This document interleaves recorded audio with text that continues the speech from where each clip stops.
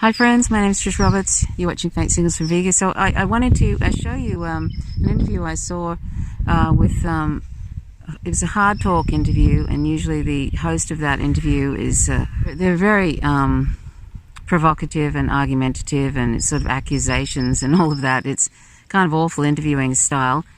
But he interviews Robert Hallam, I think it's Robert Hallam from Extinction Rebellion. Now I have problems with Extinction Rebellion because they not only do they downplay veganism and ignore it, and animal agriculture is one of the major drivers of the climate emergency, and I'll leave these two memes for you to have a look at, and that's been well known by a lot of vegans for many, many years now. But they downplay it or ignore it, and at times actually not only do that, but they try and shut down conversations about veganism, which I find sort of a bit appalling, to say the least. So I'm not going to get in what I feel about that. I've done 2 videos about Extinction Rebellion that you can find on Faint Signals from Vega. So please check them out. It's a critique of that. And but what he says here, Robert Hallam, I think is it's well said, because he doesn't allow the interviewer, which is a corporate media interviewer who is trying to basically diminish the importance of Extinction Rebellion and the non-violent civil disobedience that Extinction Rebellion promotes, which is what is needed now, not only just in relation to the climate emergency, but in relation to how oligarchs and elites have just taken over and have become in some ways our rulers and don't really care. And that's why there is no action on the climate emergency, because they have no intentions of doing so. So that's why Extinction Rebellion is important, because that's what is needed now, because these people are not going to do anything, these politicians. It's just really, really sad that Extinction Rebellion ignores a major driver, the major driver of the climate crisis. But, you know, like I said, it often astounds me what our species, sometimes it behaves in a way that makes me think we're too stupid to live, and I've said that before. But anyway, that's how it goes. So anyhow, but please check out this excerpt. I think it's about 20 minutes long or 18 minutes long. It's really worth watching, and I wish that more people would speak frankly about this. And I'm actually surprised that the corporate media allowed this to air, even, because they do their best to ignore climate emergency and to sort of make out as if these baby steps and little trimmings around the edges are going to make any difference whatsoever. My thoughts on it, of course, is that we can mitigate maybe through veganism and through all the other, if politicians actually do what they're supposed to do, and if we change our basic lifestyle completely, we're going to have to do that. If we did all of that, we could mitigate some of what is coming, but we can't stop it at this point. It's run away.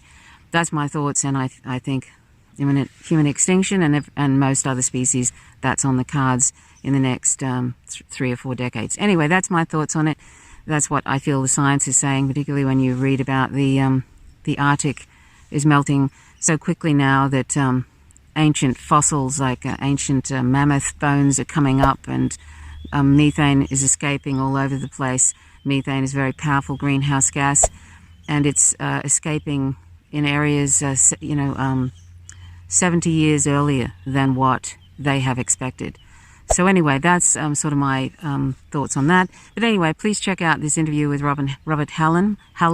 And if you are attending non-violent civil disobedience acts by Extinction Rebellion, I implore you to go vegan and to ask other people to do so. It's not a personal choice. It ceases to be a personal choice when it's destroying the lives of millions of trillions of sentient animals, and also destroying the environment and our home, and leading to our extinction and the extinction of most life on Earth. That it ceases to be a personal choice. Just implore people to go vegan, because it's a moral imperative, not only for the climate emergency, but for other animals. That's the most important reason. We don't have the right to use them. They're sentient. They're not our property. They're not things. They're sentient. They love life just like we do and do not want to die. So if you're involved in Extinction Rebellion events, everybody should be vegan at those events, and they should be asking the public to go vegan. So anyway, that's all I'll say. So check out this interview. It's worth it. And please go vegan. So thanks so much for watching. My name's Trish Roberts. Subscribe if you haven't already. Please click the notification bell, otherwise you don't receive content when I drop a video. Thanks for watching. Till next time. Bye for now. Roger Hallam, welcome to Hard Talk. There is, and has been for years, been no shortage of activists, groups committed to fighting for the cause of fighting climate change. Why the need now for Extinction Rebellion? Well, I think the reason's really straightforward, is millions of people around the world have realised that we've come to the point where something drastic has to happen. And nothing is happening, and that means we have to start breaking the law in order to make change happen. When you say nothing is happening, that seems to defy the truth that we see around us. Not only are there heaps of different activist organisations working to further the ideas behind mitigating climate change, but governments around the world, as I mentioned in the introduction, have signed up to the Paris Agreement. They are committed to doing what it takes. Well, there's a massive lie going on, which is things are happening, but they're not. And millions of people have realised that the governments have been lying for the last 30 years, and the elites have been lying, and the experts have been lying. And the reason they've been lying is because they've said that carbon emissions will go down, and they're going to act to make sure they go down, but they haven't. They've gone up 60% since 1990, and they're still going up, as you said. They went up 1.6% 2 years ago and 2.7% last year. So this was the decade when it was all supposed to start happening, wasn't it? But it's not. So people are very angry, people are in a rage, people don't want their kids to die. You know, this is there's no words to describe how serious it is. But I guess what I'm getting to is this point, what's different about you? I mean, we've had, for example, the leader of Greenpeace in this studio. He's talked in very similar terms about the alarming rate of the warming of the planet. He's talked about the rise in emissions. He's talked about the concentration of CO2 in the atmosphere getting worse. All of that stuff. I mean, so on the science, there's no disagreement. But are you saying that groups like Greenpeace and many, many others have fundamentally failed in their mission to convince the world that things need to change? Yes. We've fundamentally failed. I mean, I failed, other activists have failed, campaigners have failed, we've all failed. The fact of the matter is, we're facing mass starvation in the next 10 years, social collapse, and the possible extinction of the human race. It couldn't be worse. So that situation has come about over 30 years of failure. Failure by the elites, failure by the governments, and failure by campaigners. So your message is entirely about failure, it's about negativity, it is in a way, I suppose, a howl of rage and despair. That's right, it is. And you think that is a message that the people of the world and the political leaders of the world are going to respond to? Yes, and the reason why is because when people go through depression and rage, they come out and decide to do things. And Extinction Rebellion is the most successful climate change movement in the UK. It only set up a year ago. It's got 100,000 people signed up to it. It's done mass civil disobedience. It's changed the conversation in this country. And the reason why it's done that is because it's dedicated to telling the truth. And the truth is that we're in this beyond terrible situation, and it's being brought about by the elites and the governments lying to people and misleading people over 30 years. But aren't you lying and misleading people too? Because you are suggesting it is possible, for example, in the United Kingdom, where the group was founded, that we could, in the UK, move to net zero carbon emissions by 2025. And that really isn't possible. Of course it's possible. Anything's possible. It's a matter of whether there's political will. OK, let me rephrase the question. It's not possible within the framework of our capitalist economy without causing unimaginable damage to people's lives. Well, the damage is imaginable, and it's proportionate, and it's necessary, because the alternative is social collapse. That's the fundamental realisation people have come to.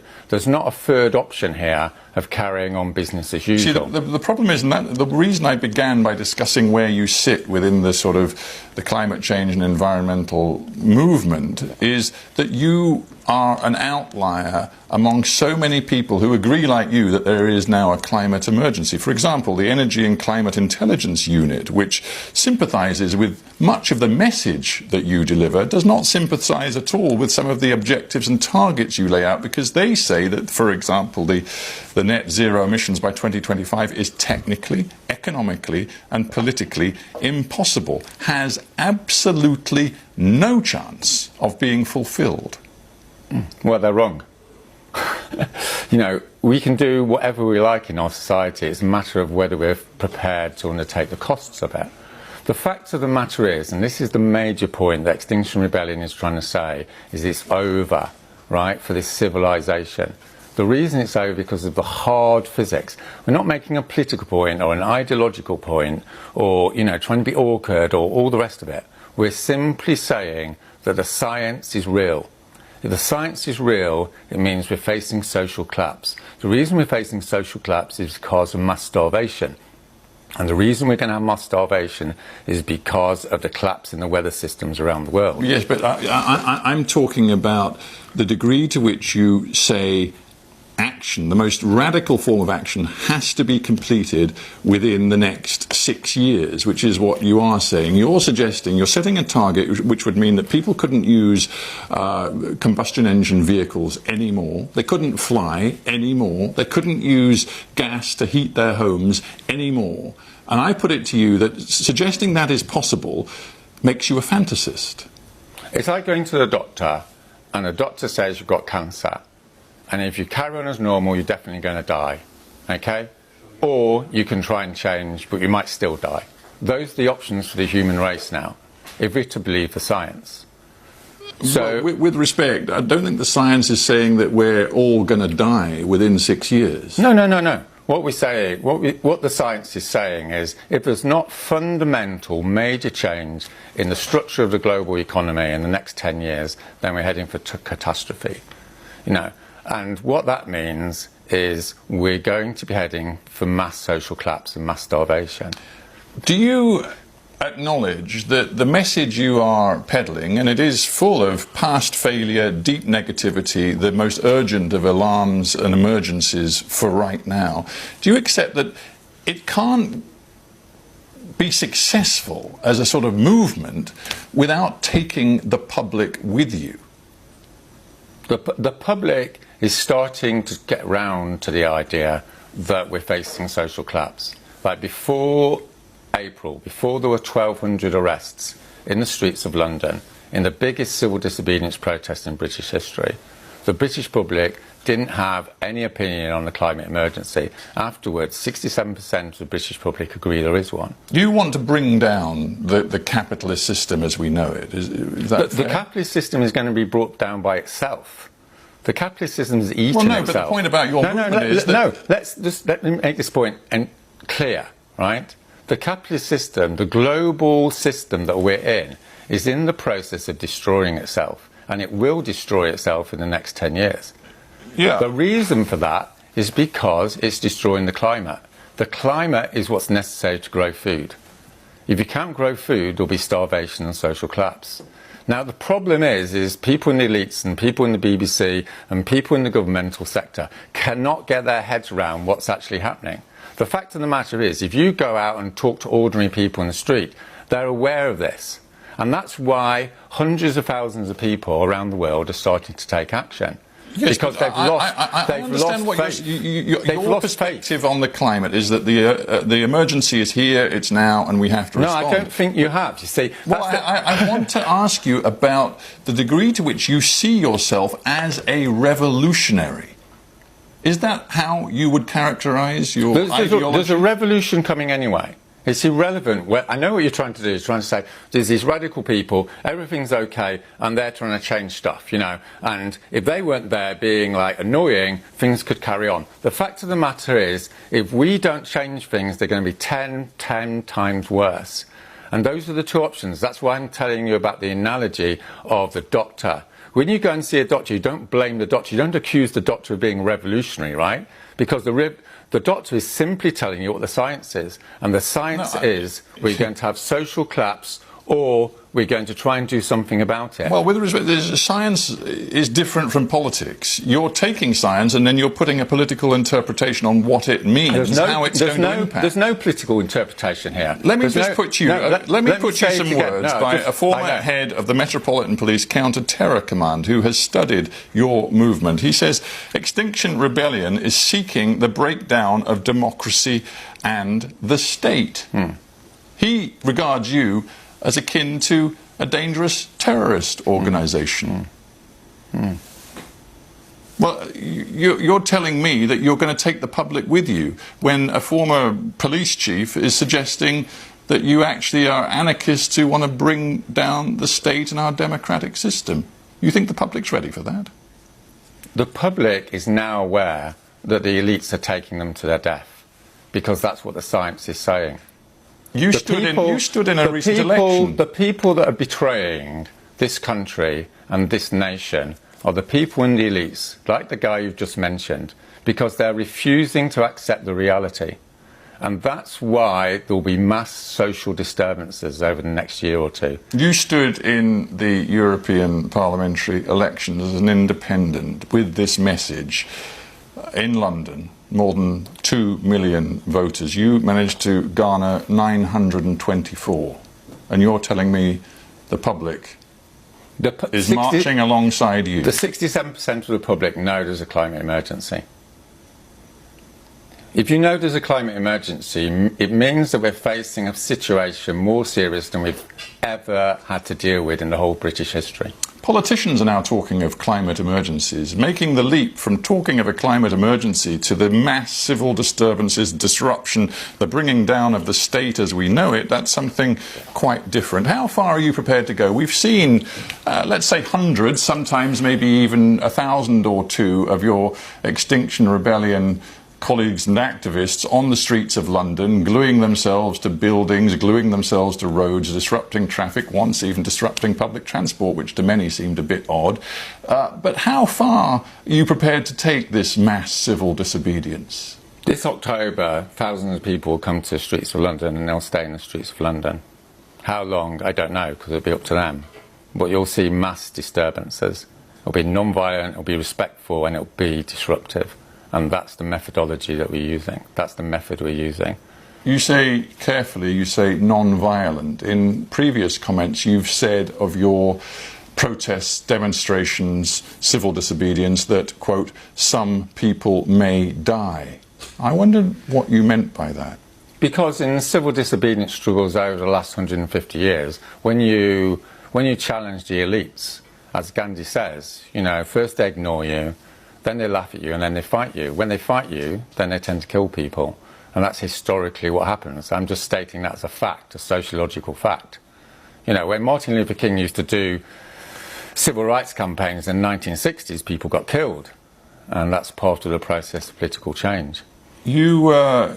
You're carefully manipulating this, aren't you? You said people will see in the evening news 10-year-olds and grannies getting dragged off by the police. I believe you've made a particular point at Extinction Rebellion of teaching sort of civil disobedience methods to young people, including school children. Well, why you want them on the front lines? Why do you think school children and grannies are getting involved in putting themselves in harm's way to get arrested? Why do you think that's happening? Well, I'm asking you why you're encouraging them to put themselves in harm's way. I'm not encouraging anyone.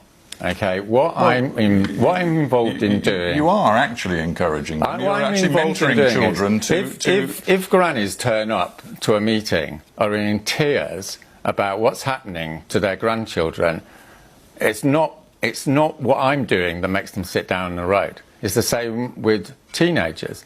Teenagers are shitting themselves about what's happening for the future. They've got another 50, 60, 70 years to live on this planet. By that time, there could be only 1 billion people left. I mean, that's 6 billion people that have died from starvation or been slaughtered in war.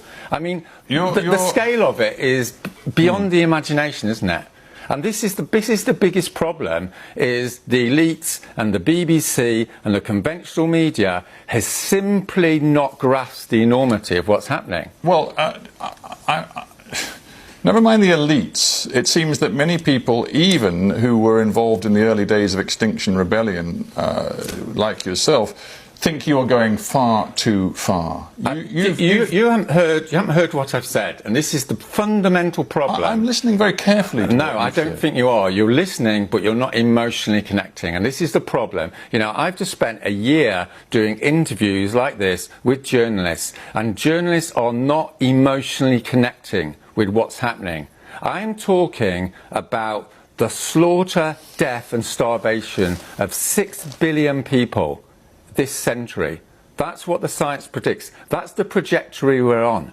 And that requires absolutely desperate measures to stop it. And it's going to be painful. Believe me, I'm engaging in the sense that I'm a citizen just as you are. I am going to be just as much prey to everything that's happening with our planet as you are. You're not, I have children, and certainly, yeah. But I don't know what age you are, but you're not going to be on this planet for that much longer. Neither am I. If you're a teenager, you can see this happening over the next 50, 60 years. Why do you think, and I am engaging with you, but I'm not sure you're engaging with me, why do you think so many people, even inside Extinction Rebellion, think that you have gone too far? When you recently said you wanted to put drones up around Heathrow to ensure that Heathrow Airport was closed down, there were people inside your own organisation who said, hang on a minute, that is not what we are about. You have to consider strategy in a way that you're not doing. The fact of the matter is, with the aviation industry and the whole carbon economy, all this activity is bringing us to destruction. And there's people in Extinction Rebellion and in other networks who, as an act of conscience, are going to be taking action against it. Yeah, and that's the same as it happened in the past, ask you right? Again. I'll give you a quote from somebody, I don't know if you know him personally, but Simon McKibbin, a lecturer at Cambridge University, joined Extinction Rebellion, has now left, specifically because he was horrified and upset by your plan to shut down Heathrow with drones. He said, threatening to fly drones into a busy airspace is a departure from the ethics of non-violence. It threatens people, puts people at risk. He said, I believe if this is permitted to go ahead, we'll lose the goodwill of the public. Why do you persist with this?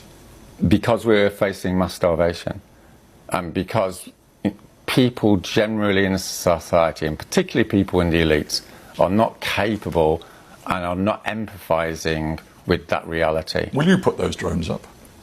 Myself? Well, you and those of your movement who believe like you that it's justifiable. This is what's coming down the road, and if the elites don't respond to non-violent action, then you know what's going to come next. These people other than Extinction Rebellion will use violence. That's what's coming down the road. I mean, I'm speaking as a sociologist here. I'm not saying it's good or bad. What I'm saying is, if you put a society under a massive amount of stress, if you propose, will you just leave me a minute. Just let me finish this. If you tell the citizens of a country that the government is facilitating their death, then you can expect one thing. Particularly in a country like Britain, where people don't put up with such nonsense, you can expect rebellion. Will you? Just answer the question, will you try to close down Heathrow Airport with drones? It hasn't been decided. It hasn't been decided, and I don't want to talk about specific things, because that's not up to me, right? That's up to the people that are engaged in it. What I can say to you is, this is what's coming down the line.